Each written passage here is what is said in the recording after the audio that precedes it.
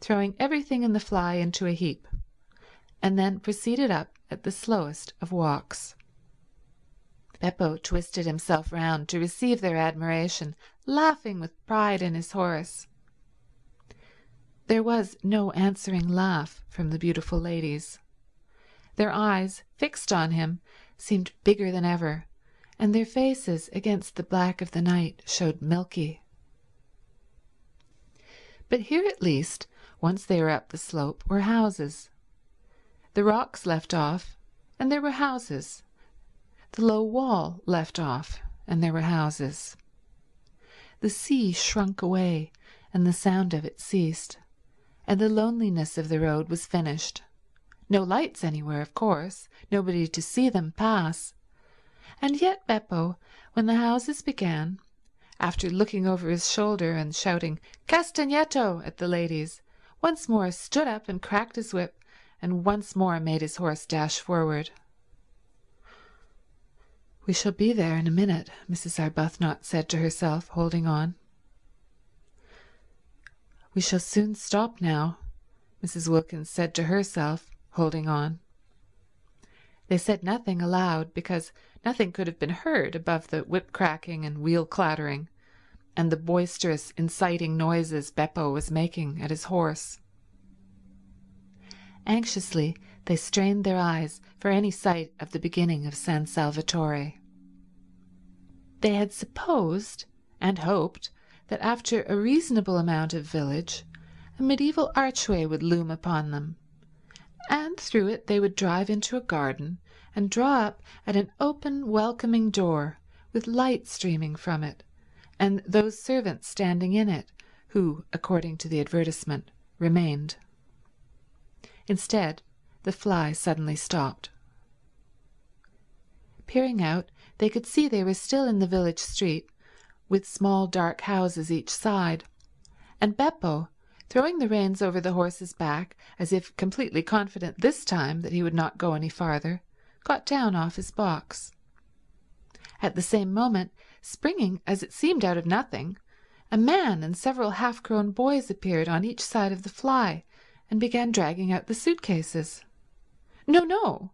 San Salvatore! San Salvatore!" exclaimed Mrs. Wilkins, trying to hold on to what suitcases she could. "Si, si, San Salvatore," they all shouted, pulling. "This can't be San Salvatore," said Mrs. Wilkins, turning to Mrs. Arbuthnot, who sat quite still watching her suitcases being taken from her with the same patience she applied to lesser evils. She knew she could do nothing if these men were wicked men determined to have her suitcases. "I don't think it can be," she admitted, and could not refrain from a moment's wonder at the ways of God.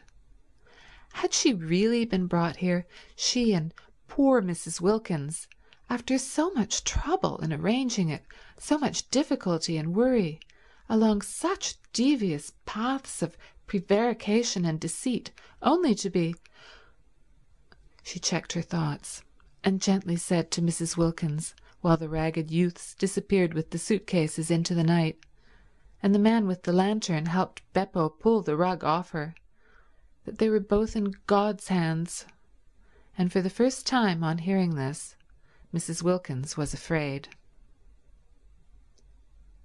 There was nothing for it but to get out. Useless to try to go on sitting in the fly repeating San Salvatore. Every time they said it, and their voices each time were fainter. Beppo and the other man merely echoed it in a series of loud shouts. If only they had learned Italian when they were little. If only they could have said, "We wish to be driven to the door." But they did not even know what door was in Italian. Such ignorance was not only contemptible, it was, they now saw, definitely dangerous. Useless, however, to lament it now. Useless to put off whatever it was that was going to happen to them by trying to go on sitting in the fly. They therefore got out. The two men opened their umbrellas for them and handed them to them. From this they received a faint encouragement. because they could not believe that if these men were wicked, they would pause to open umbrellas. The man with the lantern then made signs to them to follow him, talking loud and quickly, and Beppo, they noticed, remained behind. Ought they to pay him? Not, they thought, if they were going to be robbed and perhaps murdered. Surely on such an occasion one did not pay. Besides, he had not, after all, brought them to San Salvatore. Where they had got to was evidently somewhere else. Also, he did not show the least wish to be paid. He let them go away into the night with no clamour at all. This, they could not help thinking, was a bad sign. He asked for nothing, because presently he was to get so much. They came to some steps. The road ended abruptly in a church and some descending steps. The man held the lantern low for them to see the steps. "San Salvatore?" said Mrs. Wilkins once again, very faintly, before committing herself to the steps. It was useless to mention it now, of course, but she could not go down steps in complete silence. No medieval castle, she was sure, was ever built at the bottom of steps. Again, however, came the echoing shout, "Si, si, San Salvatore." They descended gingerly, holding up their skirts, just as if they would be wanting them another time, and had not, in all probability, finished with skirts forever. The steps ended in a steeply sloping path with flat stone slabs down the middle. They slipped a good deal on these wet slabs, and the man with the lantern, talking loud and quickly, held them up. His way of holding them up was polite.